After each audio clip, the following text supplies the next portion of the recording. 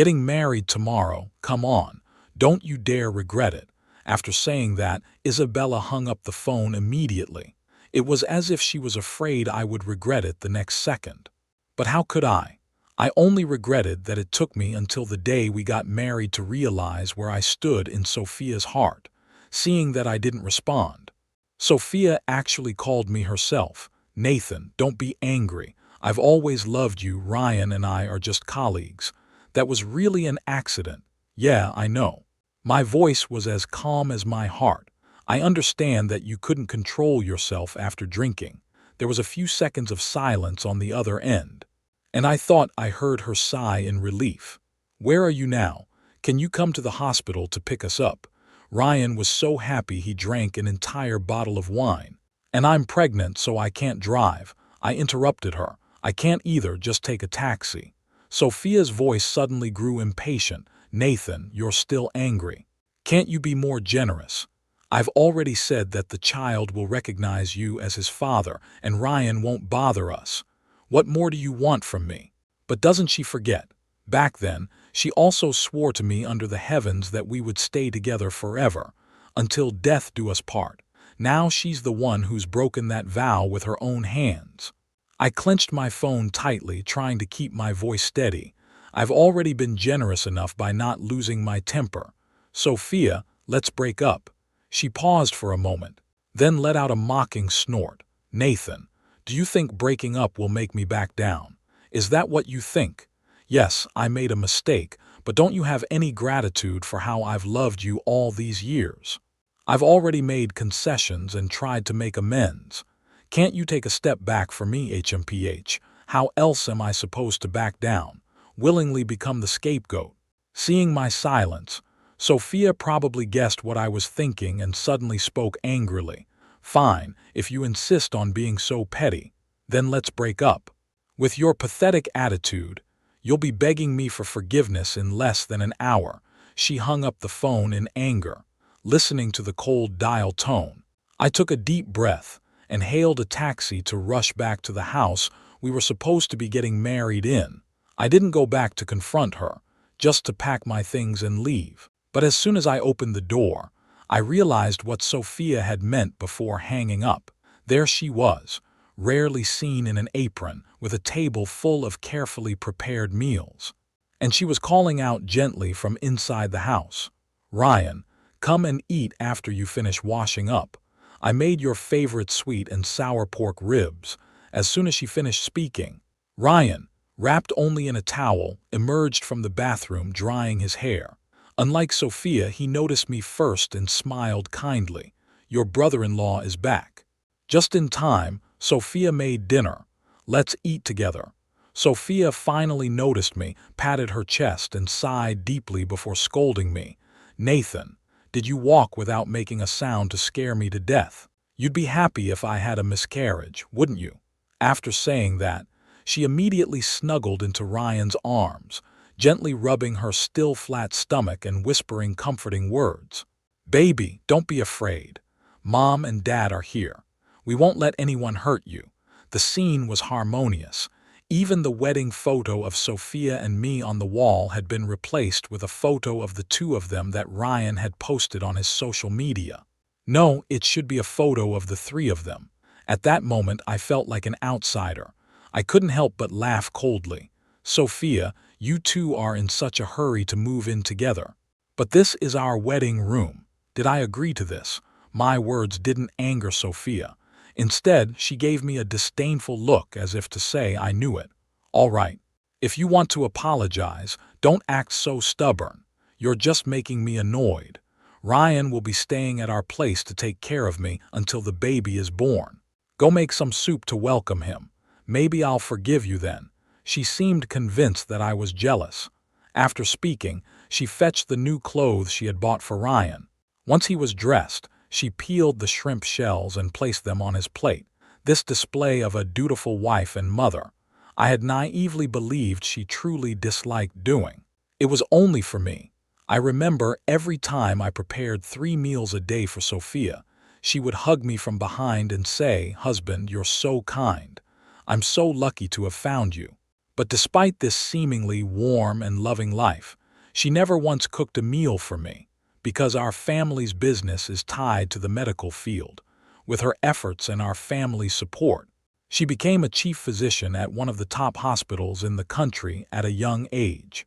So, under this pretext, she always told me seriously, I must fulfill our family's aspirations and become an internationally renowned surgical expert. Therefore, I must protect these hands at all costs. Even when she fetched water for me, she never brought hot water. Now, not only does she make an exception to cook for Ryan, but she even meticulously peels the hard shrimp shells for him. The difference between love and indifference is truly evident, watching the woman gently pick up the shrimp meat and feed it to Ryan with care. The man glanced at me with a challenging look and said, "Brother-in-law, Sophia's shrimp is delicious. Come sit down and try some." I remained calm, ignoring the two of them, and walked straight toward the bedroom. "Stop." Sophia suddenly stood up, her face dark and menacing. "Ryan is talking to you. Why aren't you responding?" I slowly turned around, a cold smile curving my lips. What should I respond? Tell him it's delicious and to eat more, or thank him for getting you pregnant, giving me the chance to be a father? Before I could finish, a slap landed hard on my face. Sophia, furious, tried to scold me. Ryan suddenly pulled her into his arms. "Sophia, don't get angry, don't disturb the baby." He turned to look at me with a humble expression. "Brother-in-law, it's all my fault. Blame me instead." Sophia really meant well. She knows you like children, so she wanted to keep the baby.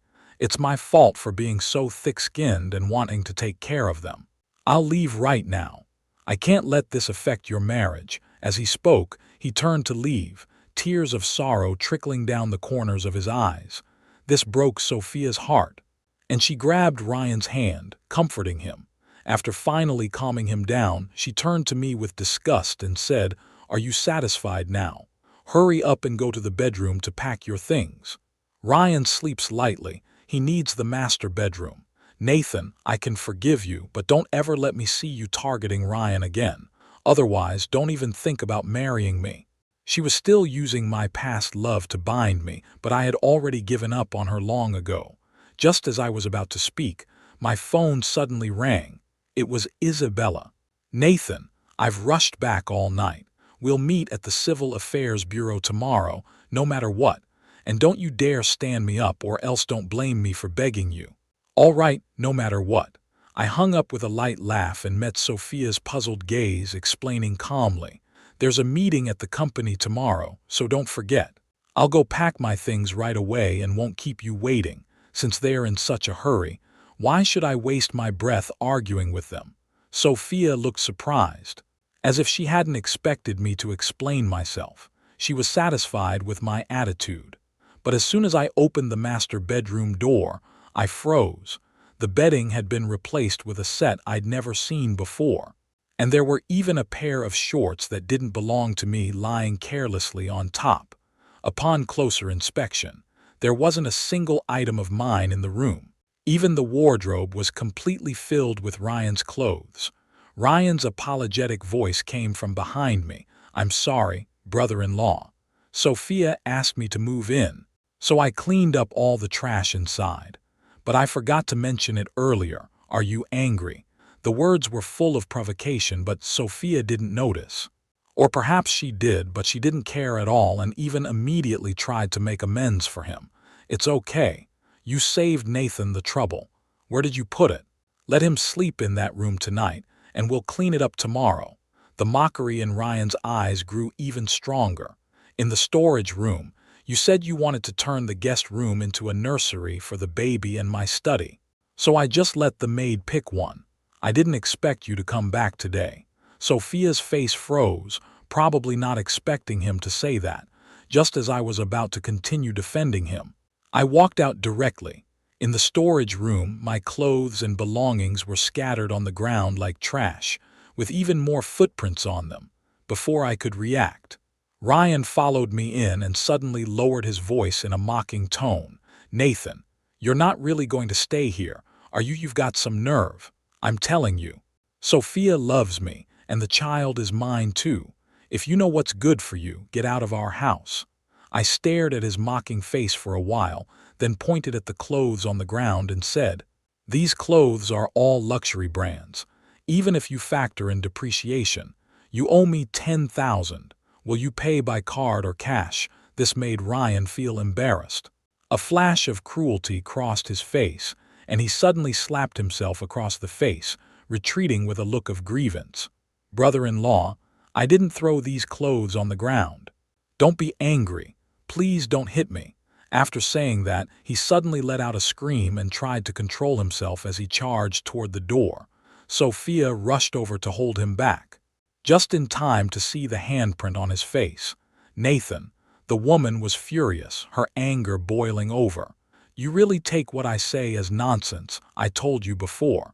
If you dare to target Ryan again, I will never marry you."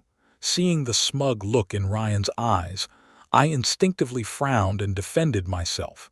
It wasn't me. But all I got in return was Sophia's even greater anger. She suddenly picked up the old vase on the ground and threw it at me. "Shut up, you dare to argue. I really underestimated you." This time, I was prepared and dodged the vase.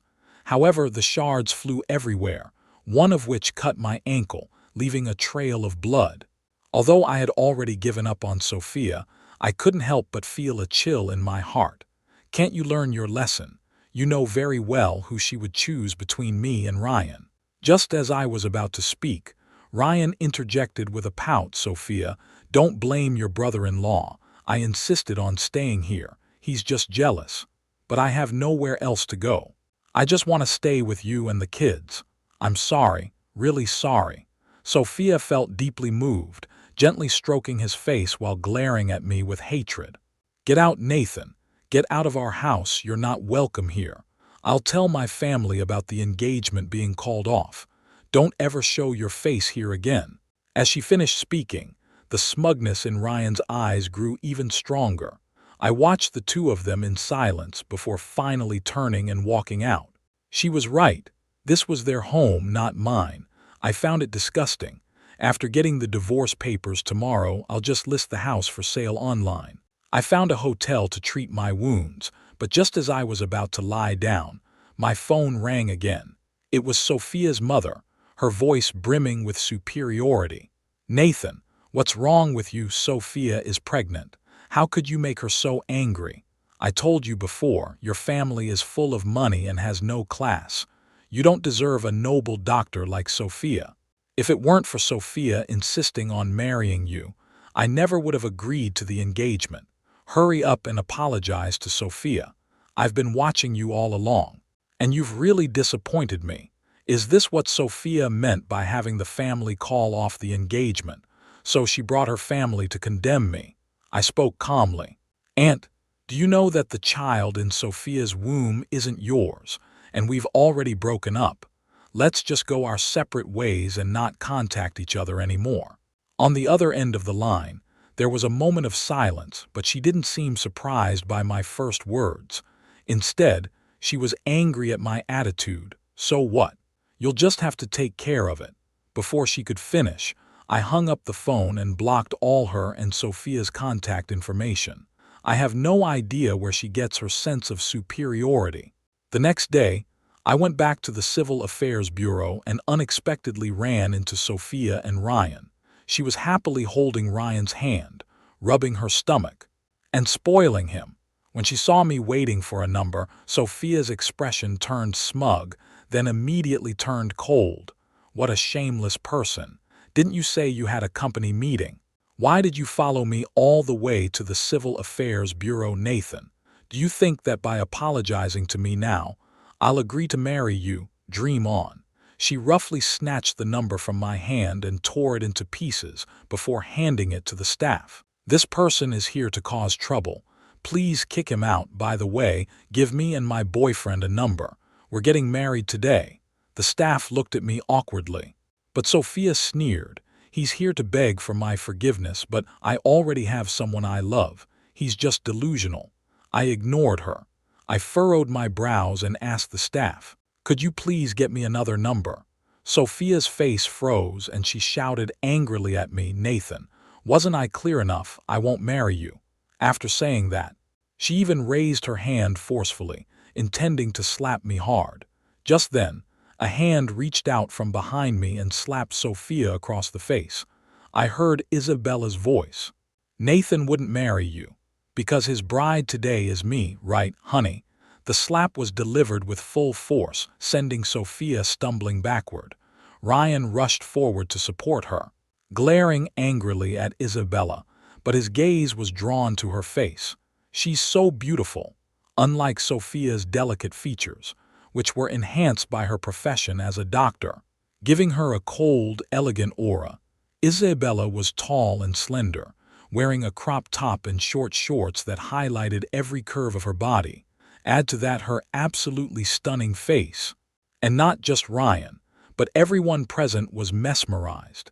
Even Sophia was stunned for a few seconds before she could believe her eyes and looked at Ryan. "Ryan, what did you just say? She hit me. Hit the mother of your child, and you dare to call her beautiful." Ryan felt a pang of guilt and hurriedly tried to explain that she had misunderstood, then stepped forward to defend Sophia.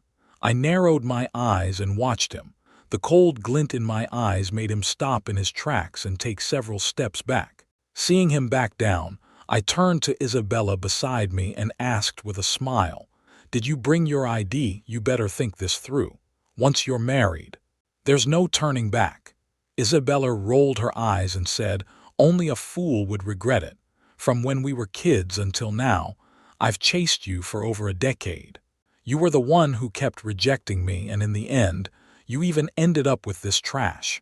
Nathan, let me tell you, I gave up a $1 billion project for you and rushed back from another province just for this. If you dare to back out, I'll cry in front of you and tell Auntie that you're bullying me." I was amused by her, and the irritation I felt towards Sophia for her unreasonable behavior began to fade. I looked at the staff. Should it be our turn now, after all? The previous number was intentionally tampered with by someone else. The staff member paused for a moment before hurriedly saying, "Yes, it's your turn. But aren't you with this lady?" He glanced at Sophia, hesitating to speak further. Even the couples watching couldn't help but whisper among themselves, "Wow, big gossip. Is it a love triangle or a love square? You haven't figured it out yet. The guy who came first was waiting for this beauty.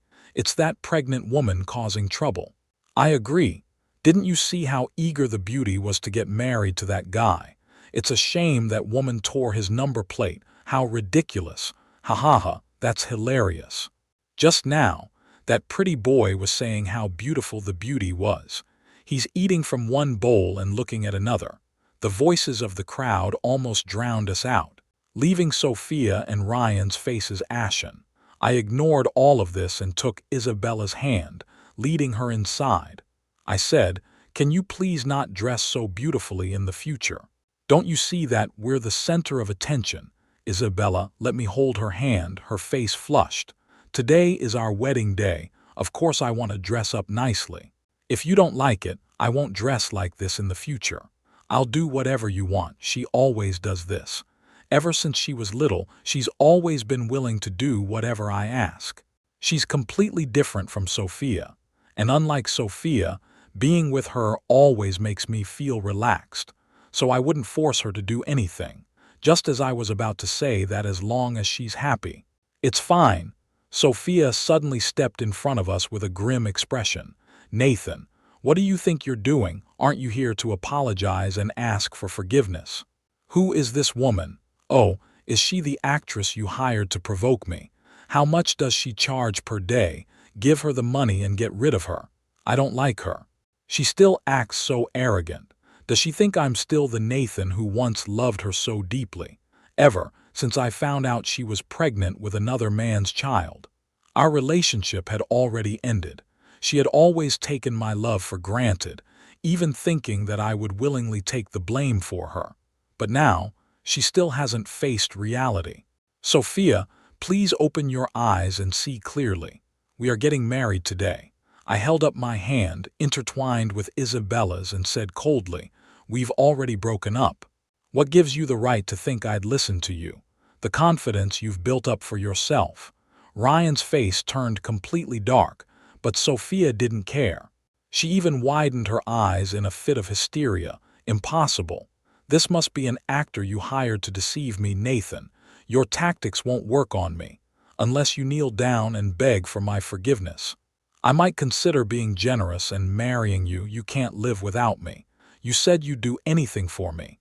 Before she could finish, Isabella interrupted with a cold laugh. "You're such a slut, you're still dreaming. Nathan did indeed do anything for you back then, even rejecting me many times, but that was before you betrayed him. Now that you're here, you still can't face reality. You're truly pitiful." Isabella's words resonated with the crowd, who nodded in agreement. "Well said. I thought it was a love triangle, but it turns out this slut cheated. How shameless. Get out of here. The Civil Affairs Bureau is a sacred place. A third party and a slut don't belong here. She's even pregnant with another man's child. Wow, she cheated. And now she wants this handsome guy to take the fall. Calling her a slut is an understatement." The room was filled with mocking voices, leaving Sophia's face flushed with embarrassment, unable to stay any longer. I didn't bother arguing with her. I gripped Isabella's hand tightly and walked resolutely into the inner office to process the marriage certificate. Isabella and I had known each other for over 20 years, and I had long since understood her feelings, but we were too familiar with each other for me to notice. Even after I fell in love with Sophia, I subconsciously avoided her to avoid making Sophia jealous. Moreover, my family had actually mentioned before that they wanted me to marry Isabella. After all, we were raised together under the watchful eyes of our elders, and we knew each other inside out. But at that time, I was completely captivated by Sophia and firmly rejected my family's request. Because of this, I even had a long, cold war with my family, hurting Isabella's heart. I am deeply grateful to her for waiting so long without ever complaining, so when the staff asked if we were sure, I nodded without hesitation. "I've made up my mind. I will marry Isabella and stay by her side for the rest of my life." As I spoke, Isabella's hand tightened unconsciously, and she looked at me with reddened eyes, as if to say, "I've already made up my mind too. I will stay by your side for the rest of my life." The staff smiled and nodded, placing the marriage certificate under the stamp and pressing it down firmly. "No, Nathan, I don't agree to you marrying her." Just then, Sophia burst in, screaming at the top of her lungs, but she could only watch helplessly as the steel stamp came down. Watching Isabella and me exchange smiles and take the legally binding marriage certificate from the staff member's hands. In the end, the hysterical Sophia was dragged away by the staff. She and Ryan hadn't gotten their marriage certificate either. I wasn't sure if they hadn't planned to get one in the first place, or if they just wanted to provoke me. Or maybe seeing me marry Isabella had ruined her mood. As for Ryan, he had stayed by Sophia's side the entire time. To outsiders, it seemed like he truly cared for her, staying by her side even after everything that had happened. But I knew the truth. He was probably just after the resources Sophia had. Otherwise, he wouldn't have said such a flattering remark the moment Isabella appeared. Moreover, there are many people more capable than him at the hospital, yet he managed to secure the position of deputy chief physician with Sophia's help. If you tell me there's no underhanded dealings involved, I won't believe it even if you kill me. But he probably didn't expect that Sophia was able to enter one of the top hospitals in the country so smoothly with my help. I didn't bother with any of that. After casually listing the house that was supposed to be our wedding home online, I returned home with Isabella. In the villa, both sets of elders were present, which was rare, and they offered their blessings to us. It seemed like they had heard the news from Isabella.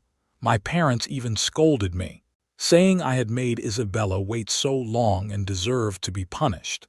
Isabella was about to defend me, but when my parents said I should be punished by preparing a grand wedding for her, she immediately blushed and fell silent. "Isabella, What else do you want? Just say it. It's all Nathan's fault for delaying you. He must pay the price. Isabella blushed and stammered, not knowing how to speak, and finally managed to say, "This is what I want." This immediately shut both sets of elders up. But all we got in return were a few disapproving glances. My dad thought for a moment, then smiled and made a decision. All right, since Nathan started from the bottom at the company and has already risen to the position of department director, I'll give the company to you as a dowry. I'll step back into a secondary role, which is also a way of blessing you both. My mother had no objections, seeing that Isabella's parents wanted to refuse. She even spoke up first, saying it was to atone for my past mistakes. If they didn't agree, it meant they didn't forgive me. Isabella's parents could only reluctantly agree. Of course, my mother didn't forget about Sophia, that little slut. After all the favors our family did for her, she dared to betray my son. She doesn't know her place. I'll call the hospital director right now and have her stripped of all her promotions and preferential treatment. Half the senior doctors at that hospital only work there because of our family's investment. The director wouldn't dare refuse. And that vile woman keeps going on about how our family is all about money, while hers is morally superior. Fine, I'll see how Noblethie can be without our support. With their half-baked medical skills and limited resources. It seems I'm not the only one who's been looked down upon by Sophia's mother. She's even expressed contempt for my family. This plan immediately won the approval of almost everyone present. I had no reason to refuse. I had been thinking the same thing anyway, after chatting with the elders for a while. I took Isabella's hand and walked out. Inside, our wedding date had already been set for a week later, which happened to be an auspicious day. We hadn't taken our wedding photos yet. The hotel wasn't booked, and there was a mountain of tasks waiting for us. So we naturally decided to skip it and went on a 5-day trip out of the province to take our wedding photos. As for the rest, we didn't need to worry about it at all. But when we returned from our trip, just one day before the wedding, Sophia's mother showed up at my house with Sophia. They had been waiting at the door since early morning, and the moment they saw me, they knelt down on the ground, sobbing and begging. "Nathan, Auntie knows she was wrong, and Sophia knows she was wrong too. Please have mercy on us and forgive us. While you were away, Sophia was bullied by her colleagues at the hospital, and the director wouldn't even intervene. Even I, your aunt, have endured countless disapproving glances from others these past few days, all because you weren't here. Nathan, I know it was wrong for Sophia to be pregnant with another man's child. I've already made an appointment for her to have an abortion. Please, for the sake of all the years we've been together, forgive Auntie for speaking out of turn and forgive Sophia for being led astray." Sophia's mother didn't give me a chance to speak, glaring at Sophia angrily and gesturing for her to speak up. When Sophia finally looked up, I noticed her face was haggard, her eyes swollen like peaches, as if she had been crying for a long time. She looked at me with a hurt expression, like a crying child who had found their parent. "Nathan, I know I was wrong. Please forgive me. I was possessed by a demon. I was wrong to hurt you before. But I didn't mean to. The one I've always loved is you, and the one in my heart has always been you. It's just that I may have expressed myself poorly. You must believe me. If you love me, why did you get pregnant with someone else's child? You said before that you couldn't harm this innocent life. How can it be innocent now? You're a hypocrite. The whole family has only now come to terms with reality. What were you doing all this time? I just watched the two of them calmly, with no intention of helping them up. You too, instead of coming to me to ask for forgiveness, why not focus on improving your own noble character? My wife and I are about to get married. If you're here to offer your blessings, you're welcome. If not, you're free to leave." Saying that, I turned to leave and called the butler to have them escorted out. But unexpectedly, Sophia suddenly crawled forward and hugged my legs, tears streaming down her face as she pleaded, "Nathan, husband, don't marry someone else. Please. I really know I was wrong. please don't abandon me. I'll get rid of the child immediately, and I've already fired Ryan. I won't have anything to do with him anymore. Please, don't you remember the sweet times we shared?" I forcefully pulled my leg away, and Isabella, who had come running at the sound, couldn't help but wrap her arm around my arm and sneer. "Really, it's the same old story. What did you do back then? What have you done for Nathan? Have you ever cooked a meal for him? Have you ever washed his clothes? Or when he was sick, did you even give him a cup of hot water? You haven't done any of these things. Because you said you wanted to protect your hands, that you wanted to become a top surgeon. But what about that pretty boy?" By this point, Isabella was so angry she couldn't bear to argue anymore. She pushed Sophia and her mother out without another word. Once everything was settled, she hugged me tightly, wanting to comfort me but dared not speak.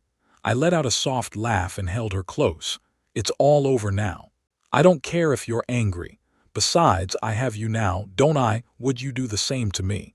Then I'll have to use family discipline on you." Upon hearing this, Sophia immediately understood what family discipline meant. She blushed and buried her face in my chest, her delicate hands shyly tapping my chest. From that day onward, I never saw Sophia or her family again, because I had already instructed that anyone seen near me should be driven away. I also heard about what happened at the hospital while I was away. It turned out that the director had not only revoked Sophia's preferential treatment and promotion eligibility, he had also conducted an investigation and discovered that she had not only prescribed expensive medications to patients to pocket the middleman fees, but had even openly coerced patients into using expensive medical devices in the operating room. All of this was done to ensure she could live more comfortably and smoothly in her illicit relationship with Ryan. Previously, the director had spared her out of respect for my family, even though he was aware of her actions. Now, however, he had no qualms about reporting her, listing all her crimes in detail. Ryan tried to distance himself, even accusing Sophia of being ruthless for money, but he still bore joint responsibility due to the large amount involved. One who betrayed for 3 years and another sentenced to 2 years. This is also why Sophia's mother urgently came to find me. She wants to use my family's influence to resolve the matter before the official verdict is handed down. In response, I can only smile and remain silent. Sorry, I already have a wife, who is Sophia. Meanwhile, my wedding with Isabella went smoothly, with guests and hosts alike enjoying themselves, making for a lively and joyful occasion.